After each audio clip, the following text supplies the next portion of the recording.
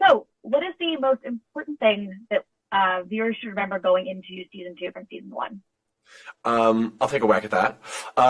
If you haven't jumped in the pool yet, and if you're new to the show, or if you're new even to Lord of the Rings, season 2 is a great place to jump in. You can watch a 2-minute recap and quickly get up to speed because season 2 starts with a bang and then, just keeps on going. There's twists and turns and creatures and action scenes and, death-defying escapes and psychological thriller aspects in every single episode. It's a great place to jump on board. If you ever wondered why Sauron might need rings, you're going to find out why and watch them get made and see how it happens this time. Yeah, a couple of my friends asked, should I rewatch season 1? And I was like, oh, well, let me think. And I just started listing things, and it was surprisingly easy to just sort of go, remember this, remember this, remember this. Mm-hmm. Awesome. Great. So let's talk about the rings. We have rings this season. What was that like, sort of introducing that to the story, but maybe more importantly, the character dynamic?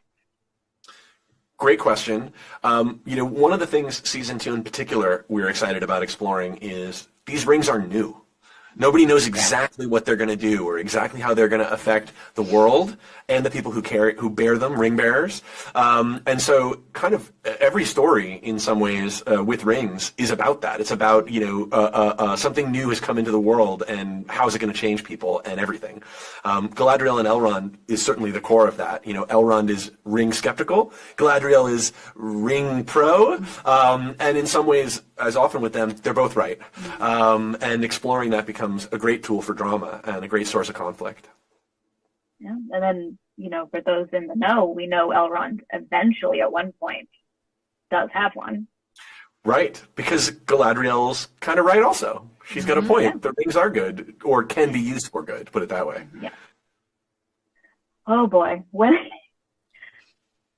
hearing her be told that she's wrong, really hurts. I know. Thank you for that. Thank I love you. that. I really feel that. And I feel that she does maybe the hardest thing any hero has to do, which is not fight a battle or slay a troll, but admit she was wrong and figure out what to do about it. And if she can figure out how to make it right, and if she can make it right, and if she can trust herself. And I think it's a really interesting journey that she takes. And Morveth Clark is who can do anything. I think delivers an incredible performance this season. Galadriel, season 1 does a lot of big and cool things and has to, solve a lot of tricky problems and fight battles and fight monsters. Season 2, she's sort of grappling with herself, which in some ways is even harder.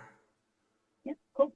And then very quickly, you're introducing lots of new to the show, maybe not to the screen, characters, worlds, creatures. What were you most excited as fans to introduce in season 2?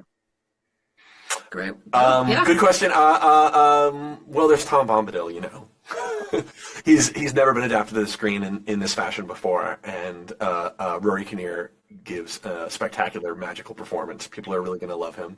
He doesn't show up till the 4th episode, but he's worth the wait. For me, the Ents and the Entwives, they're very special. I love that sequence. Me as well. All right. Thank you so much. Thank you. I'm excited for people to see.